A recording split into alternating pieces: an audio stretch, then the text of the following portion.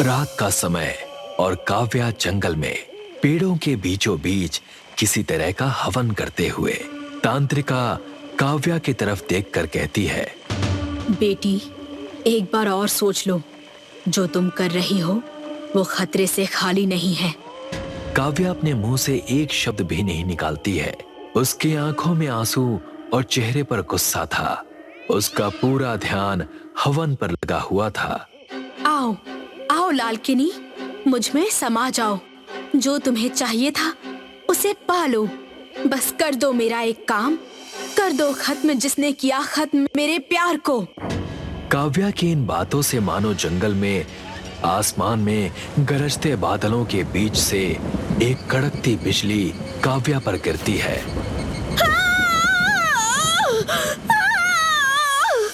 काव्या, बेटी काव्या, तुम ठीक तो हो ना? काव्या थोड़े समय के लिए खामोश रहती है, फिर वो पीछे मुड़कर तांत्रिका को देखती है और अपना हाथ तांत्रिका के पास लाती है। और जैसे ही वो अपना हाथ ऊपर करती है, तांत्रिका हवा में उड़ने लगती है। काव्या, बेटी नहीं, मुझे छोड़ दो, मैंने तुम्हारी मदद की है। काव्या जैसे ही मुट्ठी बंद करती है, तांत्रिका किसी कद्दू की तरह फटकर मर जाती है।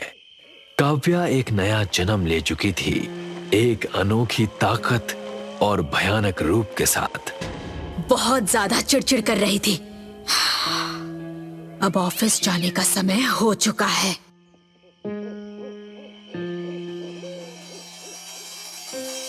काव्या किचन में खाना बना रही थी, तभी उसका बॉयफ्रेंड निशांत उससे कहता है, अरे आज मेरा पहला दिन है, आज टिफिन देना जरूरी है क्या? क्या पता आज टाइम पर पहुंच पाऊंगा भी कि नहीं। रिलैक्स निशांत, मानती हूँ तुम्हें तुम्हारी ड्रीम जॉब मिली है, मगर थोड़ी सांस तो लो। इस जॉब के लिए मुझे बहुत पापड़ बेलने पड़े हैं।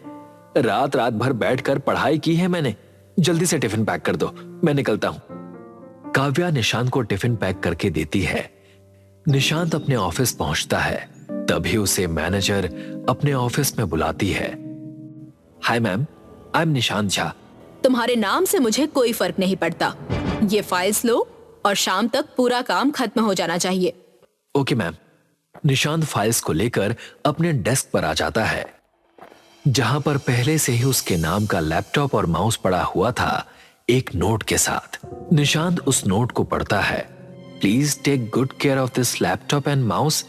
ये तुम्हारे एसेट्स नहीं हैं, कंपनी के हैं। अगर कुछ गुम हुआ तो तुम्हारी सैलरी से कटेगा। फ्रॉम HR, फोकस के साथ काम करना पड़ेगा।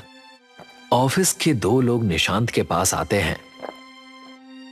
हाय, मेरा नाम रजत है। और मेरा नाम अनीता है। मेरा नाम निशांत है। आप लोगों से मिलकर अच्छा लगा। आई होप कि हम आगे भी मिलकर साथ में रह पाएंगे। अभी तुमने हमें जाना ही कहा है। हमारे यहाँ रिवाज है कि जब कोई नया आता है तो उसे हमारे हिस्से का भी काम करना पड़ता है। रजत और अनीता अपने फाइल्स भी निशांत को दे देते हैं। हमारी फाइलों को अच्छे से प्रोसेस करना, बड़े बड़े क्लाइंट्स की फाइलें हैं। वो पहला दिन था जब निशांत को ऐसा लगा कि शायद उसकी मेहनत के फल की मिठास थोड़ी कम रह गई। आगे भी अनीता और रजत अपना छोटा मोटा काम निशांत से ही कराने लग गए। बेचारा निशांत मना करने से डरता था, क्योंकि वो उसके सीनियर्स थे। अरे, ये निशांत बहुत ही मेहनती इंसान है।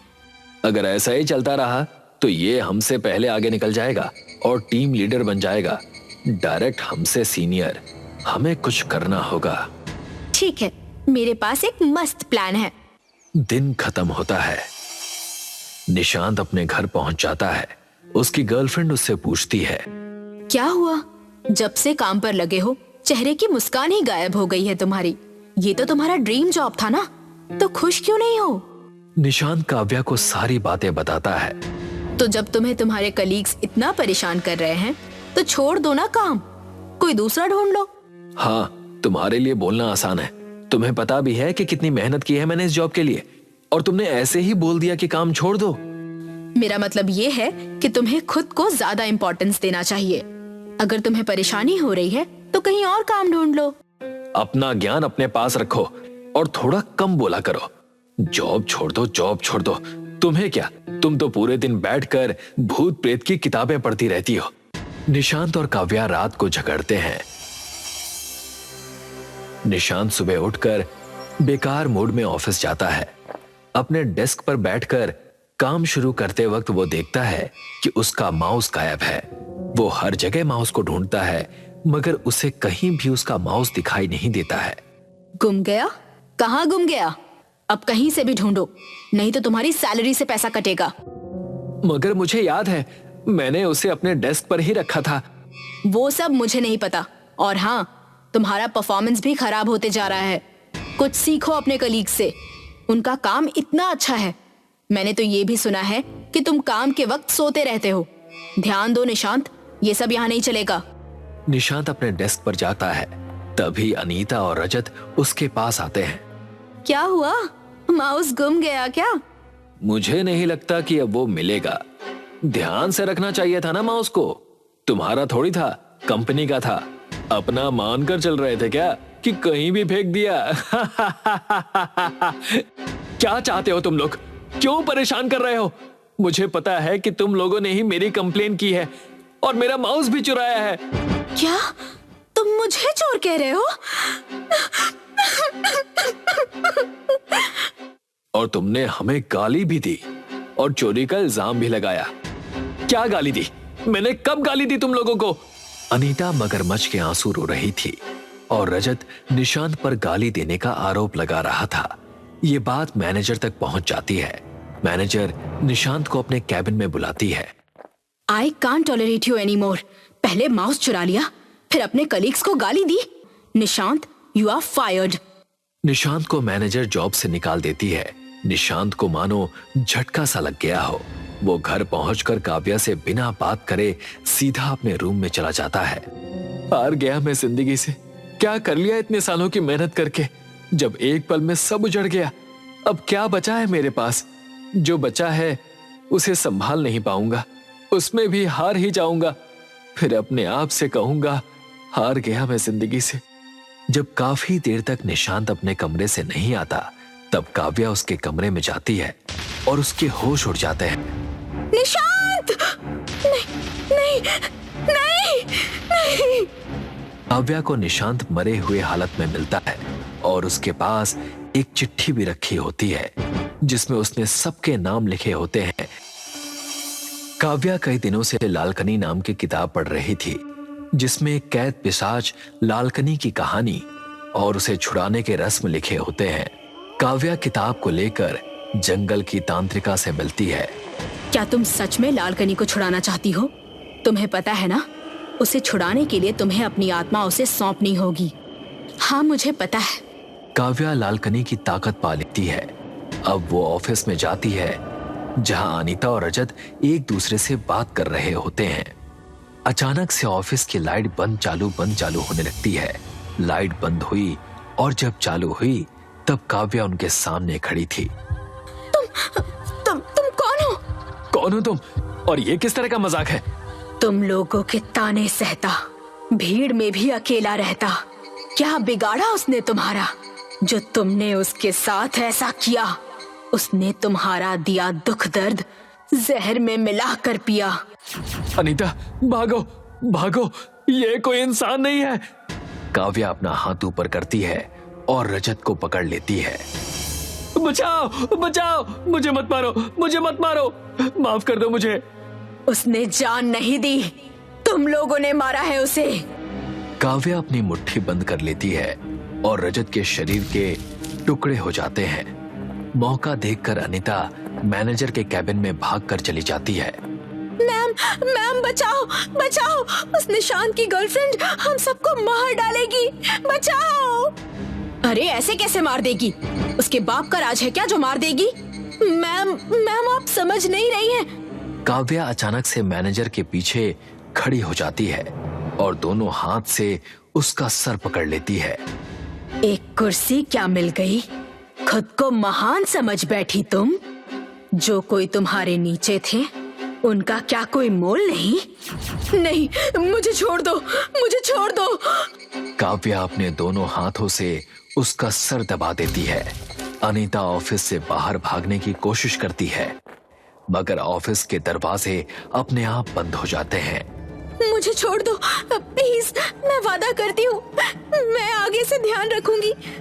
मैं तुम्हें मौका क्यों दूं? ये तुम्हारा अंत है।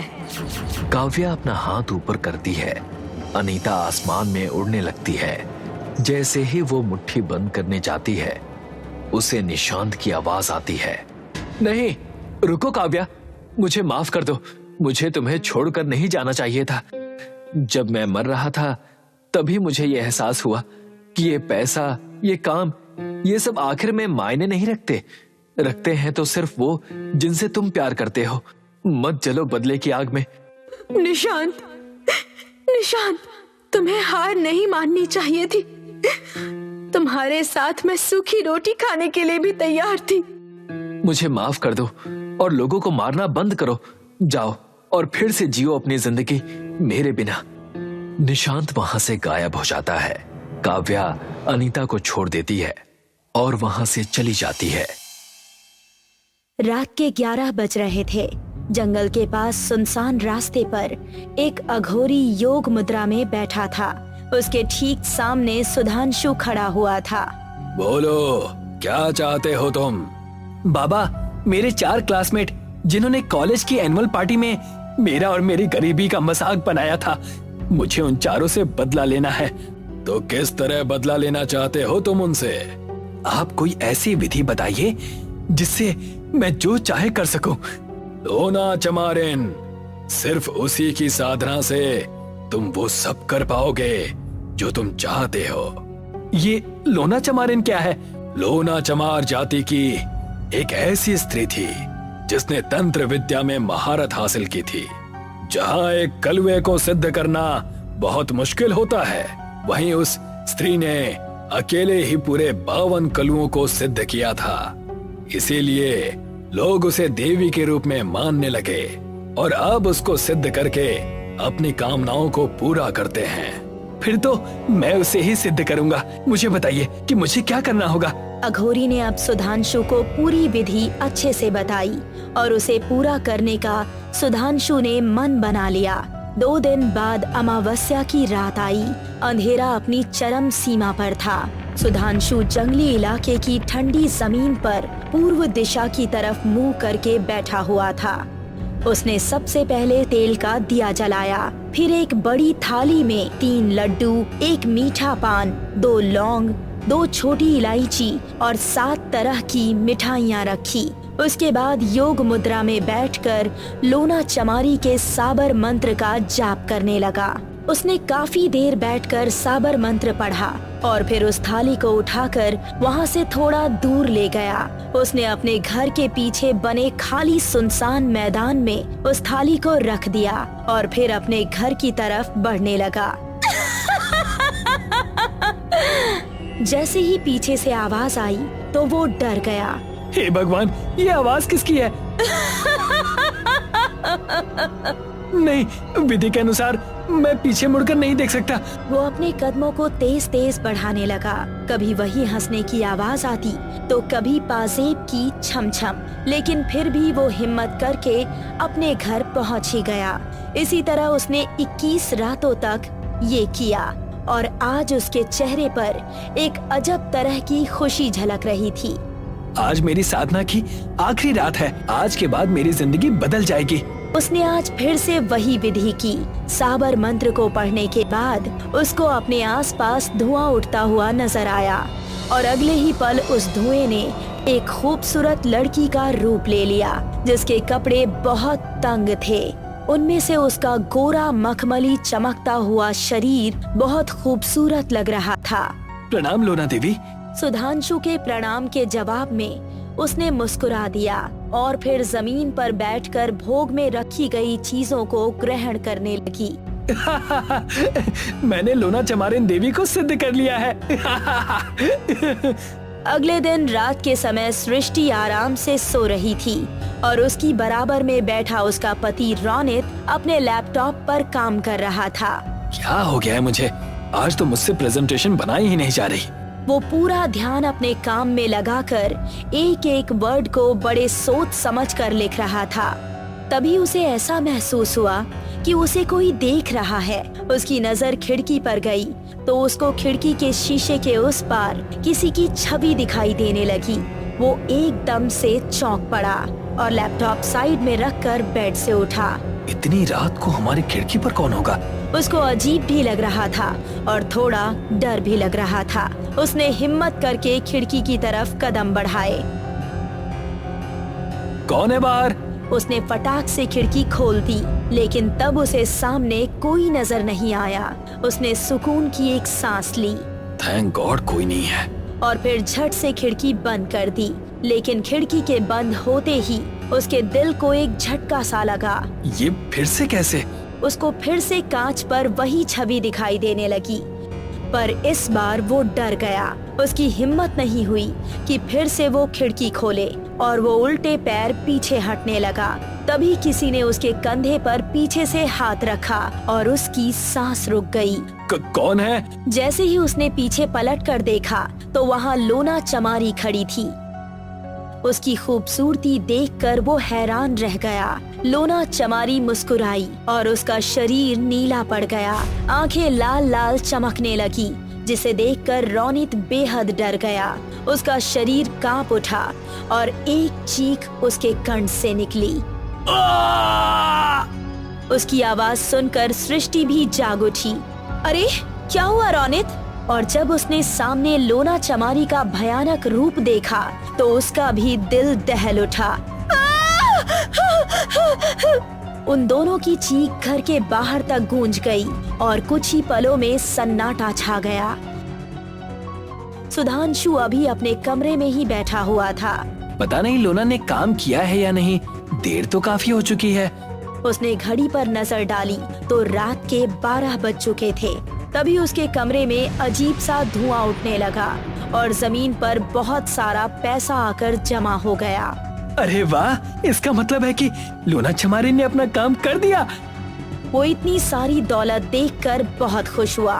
फिर उसने वही भोग में रखने वाली चीजें एक बड़ी थाली में रखी और उसको अपने घर के पीछे वाले जंगल में रखने चला गया। अब इसे रखकर चला जाता हूँ, कल तो पूरे दिन शॉपिंग करने में निकालना है। वो अब वापस अपने घर की तरफ चल पड़ा। कुछ देर बाद उसको अपने पीछे से पायल की छम छम सुनाई देने लगी, लेकिन उसने पलट कर नहीं देखा। अगली सुबह पहले उसने ढेर सारी शॉपिंग की और उसके बाद उसने सोचा, एक बार रोनित के घर भी जाकर देख लेता हूँ कि क्या हाल है। लोना चमारी ने उन्हें कैसी मौत दी है, ये तो देखना ही चाहिए। ऐसा इरादा करके वो रोनित के घर चला गया। वहाँ उसके घर के आसपास काफी भीड़ जमा थी। अरे भाई साहब, क्या हुआ है यहाँ पर? बहुत अजीब घटना घटी है। रोनित और उसकी बीवी सृष्टि कल रात रहस्यमय तरीके से गायब हो गए और उनकी तिजोरी भी खाली है। पुलिस भी इस बात से हैरान है कि कोई आया और उन दोनों के साथ उनकी सारी दौलत भी ले गया और हम पड़ोसियों को कुछ पता ही नहीं चल सका। ये सुनकर सुधांशु अपने मन में सोचने लगा, अगर लोना चमारी ने उन दोनों को मारा नहीं तो कहाँ रखा होगा? उसके दिल में एक अजीब सा सवाल उठ रहा था। उसने घर जाकर वापस से वही भोग लगाने वाली चीजें एक बड़ी थाली में रखी और उनको फिर से जंगल में रखाया। फिर उसने घर आकर काफी देर तक लोना चमारी का साबर मंत्र पढ़ा और वो उसके सामने प्रकट हो गई। कहो, आज क्या चाहिए तुम्हें? उसकी बात सुनकर सुधांशु के चेहरे पर शैतानी मुस्कुराहट छलक आई और उसने अपनी इच्छा जाहिर की।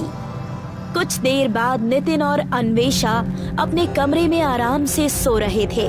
तभी उनको ऐसा लगा कि उनके बेड के नीचे कोई है और वो जोर जोर से बेड को पीट रहा है। वो दोनों चौंकते हुए जाग उठे। कौन है? धम-धम की आवाज और तेज हो गई। ऐसा लग रहा था कि कोई बेड के नीचे बैठा ऊपर की तरफ हथौड़े बरसा रहा हो। उन दोनों ने हिम्मत की और एक साथ नीचे झुककर देखा तो नीचे कोई भी नहीं था और वो आवाज भी आनी बंद हो गई थी। ऐसा कैसे हो सकता है? नीचे कोई तो है। फिर बेड को कौन पीट रहा था?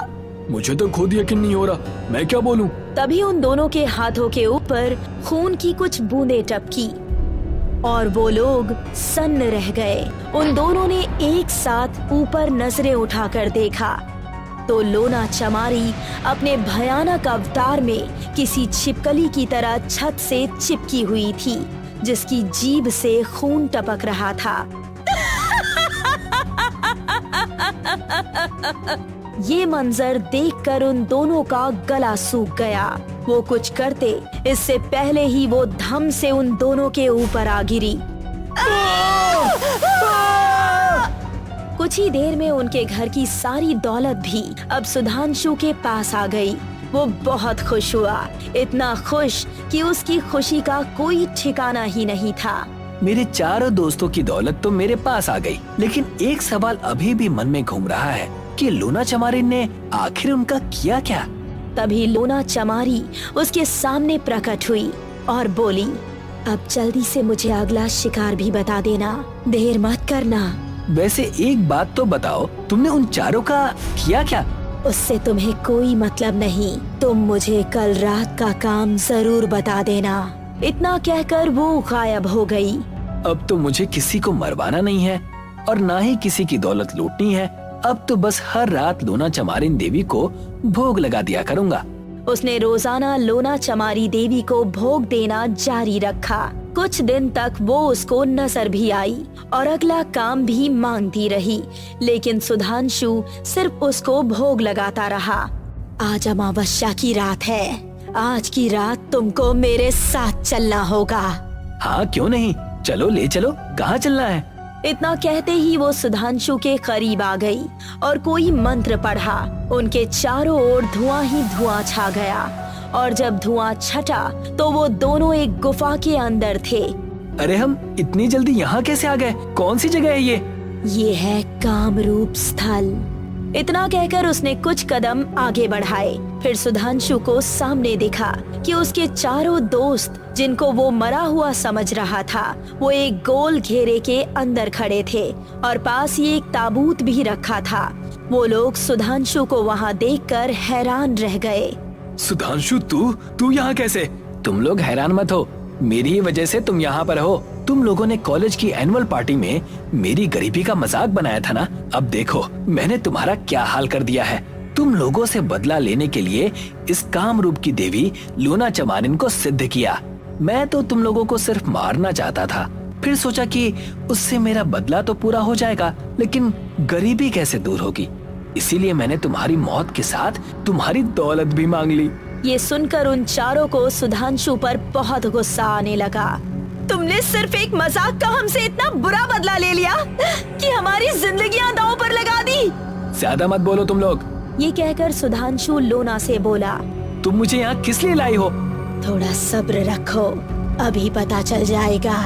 ऐसा कहकर लोना ने अपने हाथ के इशारे से ही सामने रखे ताबूत का ढक्कन हटा दिया और उसके अंदर पड़ी एक और लोना को देखकर वो पांचों चौंक गए। ये क्या, एक और लोना? तुम कौन हो? मैं आत्मा हूँ और ये मेरा शरीर है। 200 साल पहले मेरी मौत हो गई थी और मुझे मेरा शरीर छोड़ना पड़ा। जैसा कि तुमको पता है कि मैंने 52 कलुओं को सिद्ध किया था अपने शरीर में वापस जाकर फिर से जिंदा होने के लिए। मुझे सभी कलुओं को एक एक इंसान की बलि चढ़ानी थी, जिसमें से 4 कलुए रह गए थे। अब मैं तुम्हारे इन 4 दोस्तों की बलि उनको दे दूंगी। नहीं, ऐसा मत करो। वो चिल्लाते रहे, लेकिन वो उस घेरे से बाहर नहीं आ सकते थे। लोना ने कोई मंत्र पढ़ा और 4 एक जैसे दिखने वाले कलुए वहाँ पर आ गए। उनके शरीर की बनावट इंसानों के जैसी ही थी, लेकिन उनके पूरे शरीर पर कोई बाल नहीं था। वो चारों कलुए उन चारों पर टूट पड़े और उनके सिरों को धड़ से अलग कर बड़े मजे से उनके मांस को खाने लगे। अब मैं अपने शरीर में वापस जा पाऊंगी और फिर से जीवित हो जाऊंगी। ऐसा कहकर उसने सुधांशु को भी उसी घेरे में धक्का दे दिया। ये तुमने क्या किया? मुझे माफ करना सुधांशु, मैंने एक झूठ बोला था, 4 नहीं 5 कलवे रह गए थे। ये सुनकर सुधांशु के पैरों तले जमीन खिसक गई। तभी एक कलुआ तेजी से वहां आया और सुधांशु पर झपट पड़ा। उसके ठीक बाद ही लोना चमारी की आत्मा धुआं बनकर अपने शरीर के अंदर समा गई और उसने सांस लेना शुरू कर दिया और ताबूत से बाहर निकल आई। अब मैं वापस आ चुकी हूँ अपनी सारी शक्तियों के साथ।